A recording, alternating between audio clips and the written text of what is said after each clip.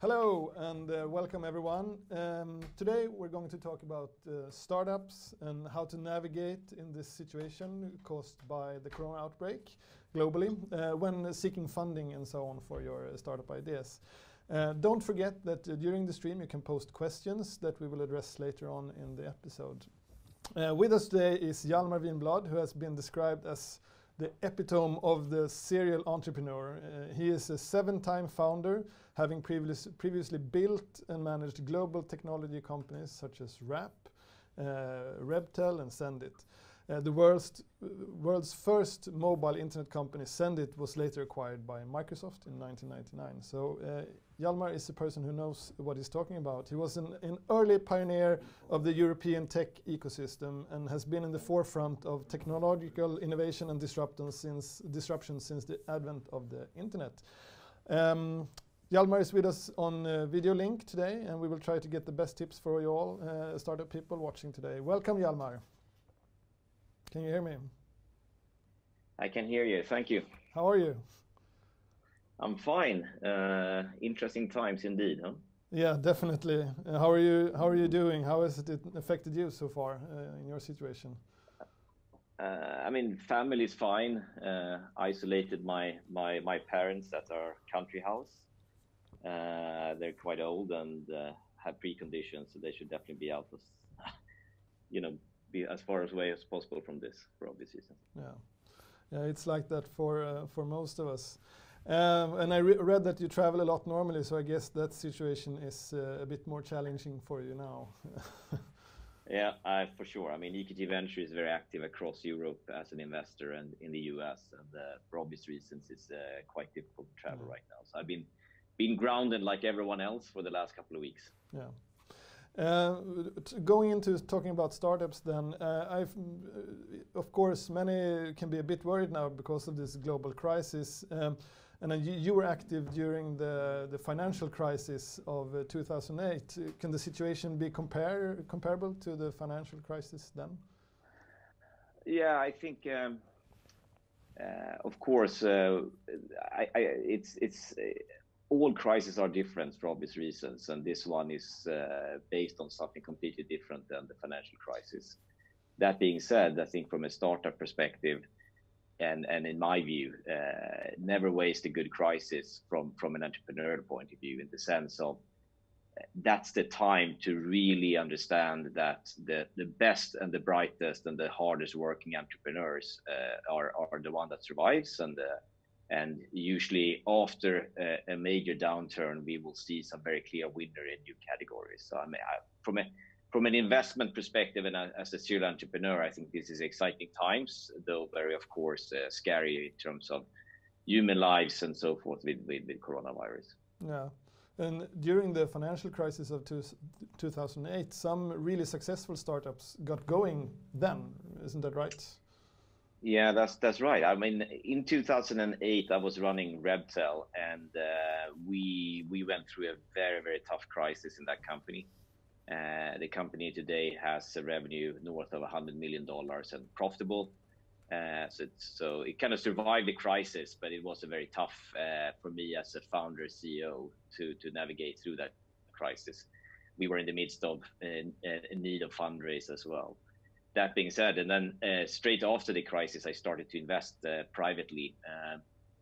And in 2009, 2010, I did 3 very successful investments out of 4, which was iSettled, Epidemic Sound, and Apotea as a first investor in those 3 companies. So I think straight after a very deep recession, it's a fantastic opportunity as an entrepreneur if you have the grit and stamina to take yourself through the crisis or start directly after the crisis. Yeah, definitely. And if you were starting out now with maybe one of your first startups, what would you do? What would be the best tactic to navigate right now? First of all, cost control. It's very important to be very lean and mean. I would make sure that I have co-founders and early employees next to me that has the stamina and grit as well to to live on a low salary and have a big equity engagement in the company to align interests, and making sure that you have investors that are there for the long haul. Yeah. And talking about investors and risk capital, how should a startup act and think regarding risk capital now? Is there anyone funding investing with that at the moment, or is it something that we'll have to wait and see? Yeah. I think a difference between last time around and this one is that we have way more capital, dry powder at a lot of VCs and angel investors compared to the financial crisis. So if the financial crisis was lack of capital and a meltdown of the financial system, that's not the case today. If you look at Sweden alone, I mean, both Crandom, Northzone, and EQT Venture closed new funds just months before the crisis hit. So you have a lot of dry powder in the larger venture funds, and you have a lot of angels and angel funds as well that has some dry powder.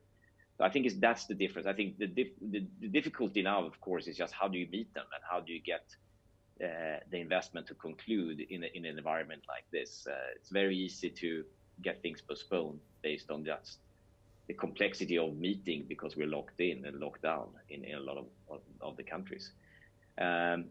So from that perspective, it is a different situation, and I think it's a time where I think you as an investor are really seeking out the entrepreneurs that are not lifestyle entrepreneurs, but really true and passionate about the company they're starting and has the stamina to pull it through as well. And I think these crises like these are the ones that kind of divide, the lifestyle entrepreneurs from the true entrepreneurs.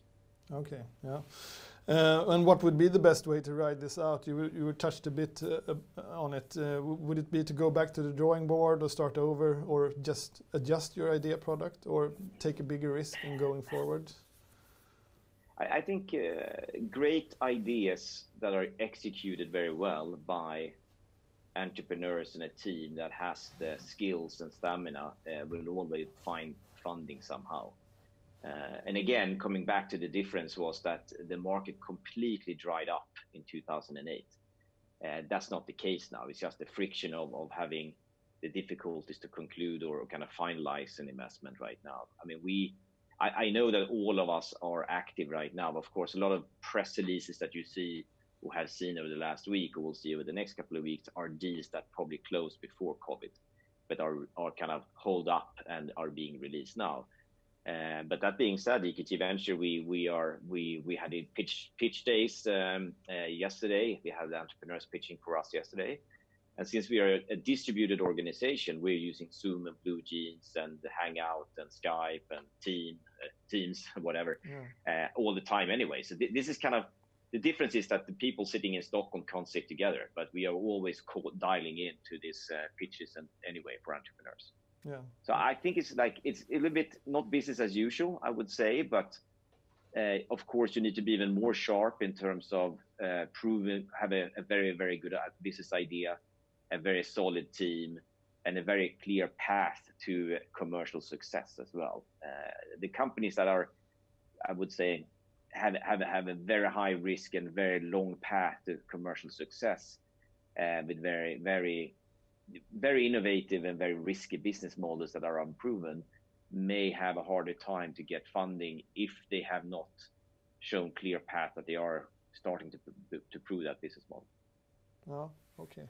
And what kind of startups do you think, you touched upon this as well now, do you think have the best possibilities to succeed? You mentioned that a clear path to commercial success, etc. Is it something else you would add to that?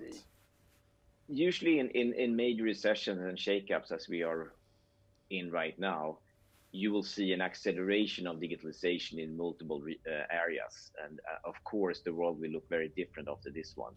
I mean, in terms of just using communication tools to work and operate organizations are for obvious reasons something that has been accelerated over the last couple of weeks. Zoom that we're using today is a good example of a company that has been very successful. I think all the services and retail is going through an accelerated transformation, and high street will definitely look different, and shopping malls will look different going forward. And it's a lot of transactions are moving over to something which is pure digital. So it's no wonder that Amazon is hiring 175,000 people, while Macy's in the US has furloughed all their employees, 120,000 people.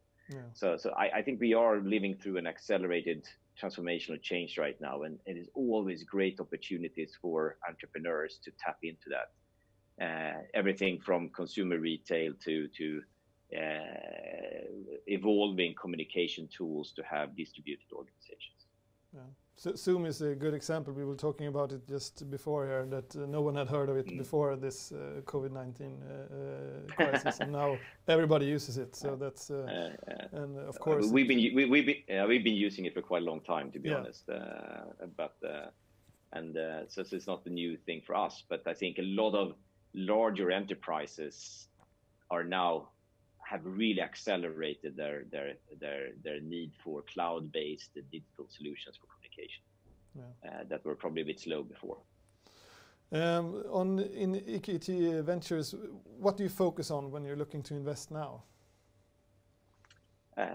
We are fairly broad. I mean, it's a large fund, 660 million euro fund. We are multi-stage, so we do early stage to B and C rounds as well.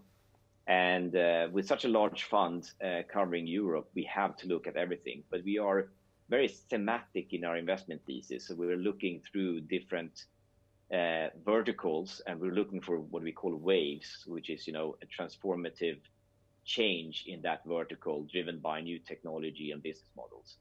And since we are a large team of 25 investment professionals, we are looking at several different verticals and waves within those verticals simultaneously. We have a B2C team, we have a B2B team, and we have what we call the moonshot team.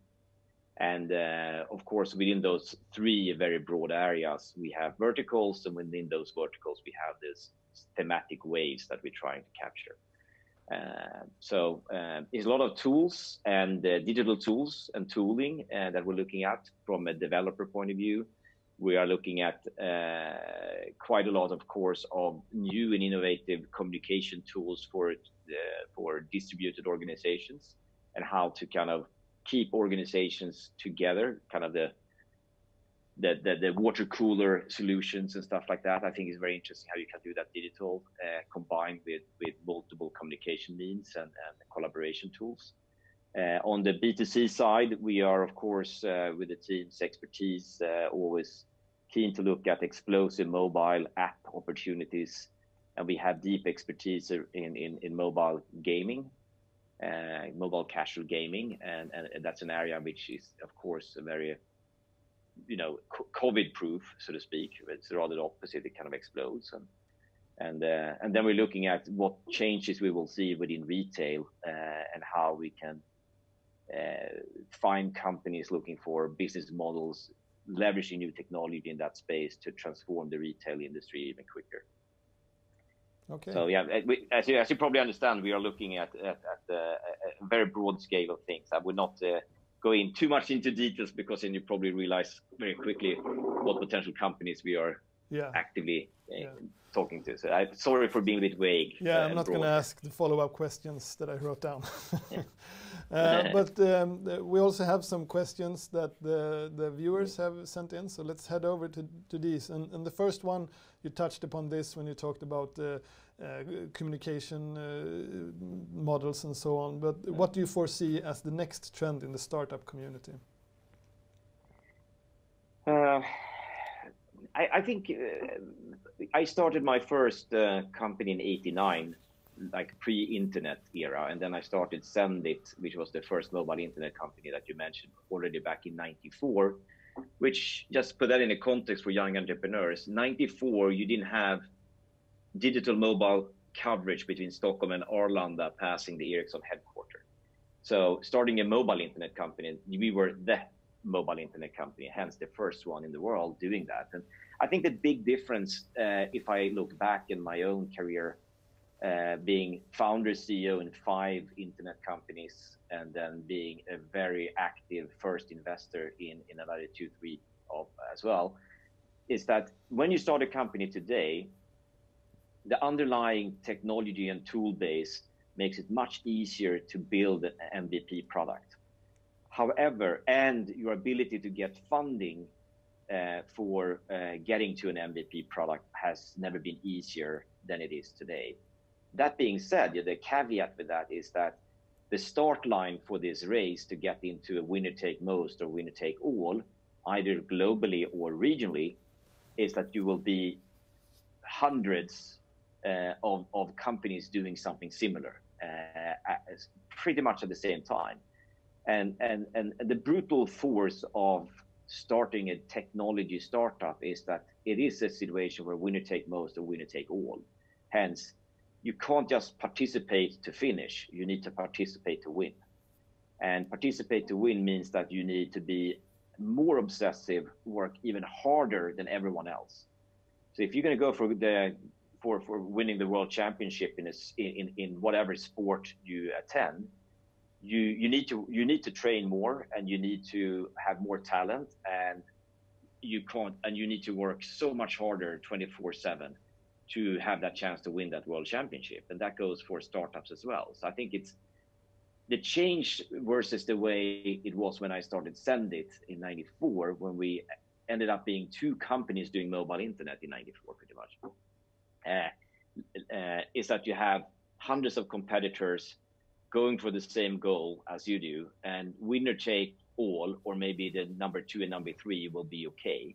But if you're number 4 down, you will most likely not succeed, and you will probably go bankrupt, or you have to kind of give up your dream of building that company. So I think it's been tougher from that point of view. The competition is much tougher, but the access to technology and to capital and to talent is way better than it was 10 to 20 years ago. Okay. So I think you need to ask yourself as an entrepreneur, do I have the guts, the grit, and just the stamina and the talent to actually pull this through? And if I think I have a couple of superpowers myself, you need to complement yourself with another co-founder or 2 that is complementary to yourself in terms of skills. And all of you need to be completely obsessive about winning. Because if you're not, you're going to end up being number 5 or number 6. And 5 and number 6 have a tendency to not be, successful over time. It's pretty brutal out there in my view, but that's the charm of doing startups. You need to just commit yourself to it and understand that there's a lot of personal sacrifices. Yeah. That's the reason why I always come back to this lifestyle entrepreneurs who are very slick of doing a couple of PowerPoint slides and be able to convince at least 1 or 2 angel investors that may friends and families and potentially fools to invest in your companies, and then you're not spending those 80, 90 hours a week, all 24/7, and really go for it. I can tell you, your chances to succeed then is very, very low. Yeah. So in it to win it, and complement your skills with what you need. That's good advice. Participate to win. I mean, you need to go in and wholeheartedly believe that you can win. Yeah. Not say I can finish. I mean, you don't sign up for a marathon to finish here. You sign up for a marathon to win it. And if you're going to win a marathon, you better work hard, huh? Yeah, definitely. Let's go on to the next question from a viewer. What do you think is the main difference between how VCs and business angels act now? I mean, I think what's happening with and the change I've seen over the last 20 years myself is that more and more people become angel investors and VCs that has operational background themselves and done the journey, both with some success and with some failures. And we should not celebrate failures, but we should celebrate the learnings from failures. And if you at least are not doing exactly the same mistake next time, you probably have learned something out of it. But I think it's a very humbling experience to have been part of funding and being the CEO of several startups myself, and I think I have the reason why I started up EQT Ventures and why I'm so keen is I'm so keen to give back to the next generation entrepreneurs. I mean, sharing my battlefield experience, both in terms of some successes and a lot of failures that I've been through myself, with the next generation entrepreneurs, and hopefully coaching them to at least not do some of the mistakes I did, and hopefully coach them to understand the difficulties and the sacrifice, but of course at the same time the rewards if you succeed, of being an entrepreneur and building your own company. And the next question goes into this a bit. They're asking, we're planning to reach out to investors and then Corona hit. Should we still do it now or should we wait? hard to answer, of course, without knowing what kind of business it is. I mean, if you don't reach out to investors, the likelihood of you getting funded is close to zero. So I think what you need to do is really think through your pitch, really think through your own commitment, and then try to reach investors through your network. So the best way to reach people like me is not to just cold call or spam me with emails, because I get 300-400 emails a day. It's really try to pitch to someone that knows the investor you would like to get to, and then get the warm introduction to that investor. That will help you to be prioritized from an investor. And so in my view, if you're an entrepreneur, you're always pitching, you're always fundraising, because you should never fundraise when you desperately need the money. You should fundraise when you have momentum in your business of some sort, and make sure that you raise enough capital to pull you through whatever hardship that will be in front of you. So usually, if you believe you're going to raise 10 on something, raise 20, and raise it when you can, not when you need it. Good advice.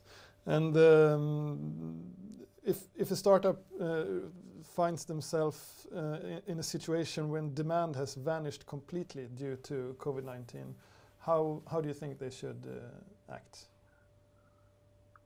The only thing you can control as a startup, in my view, is your cost. And the way to control your cost is how you build the culture in the company and how you act as a founder. If you as a founder are flying business class and having a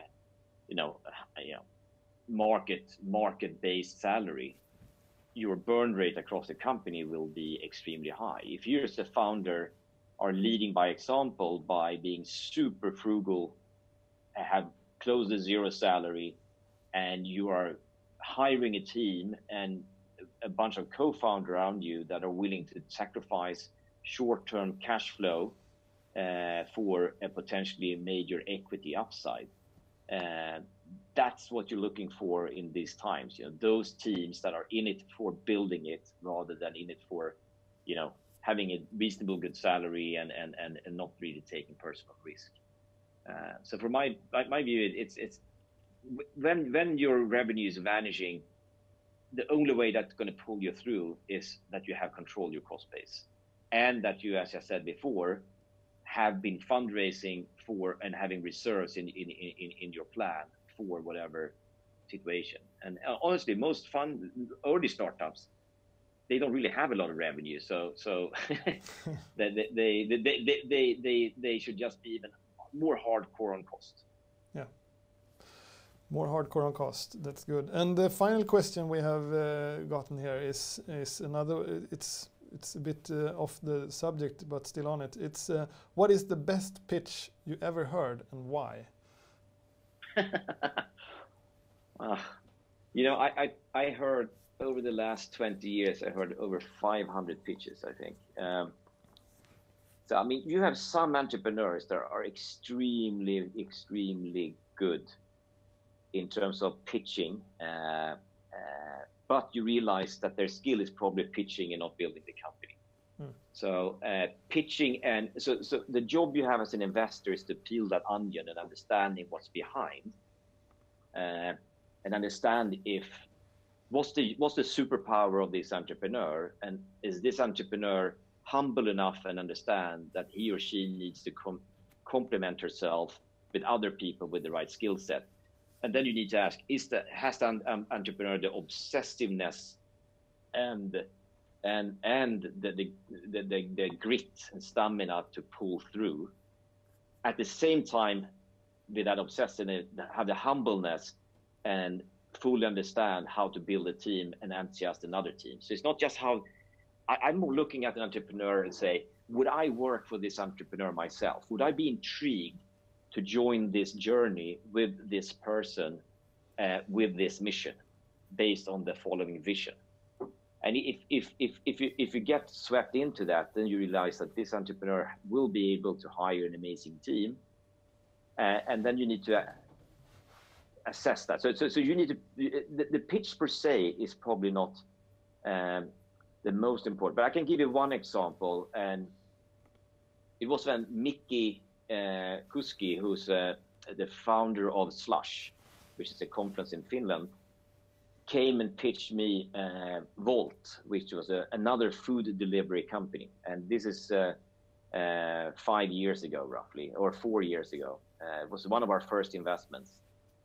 And I was not at all intrigued about another food delivery company, low margin, Red Sea, late in the game. And he came and pitched this company very, very differently versus all other food delivery companies I ever engaged with.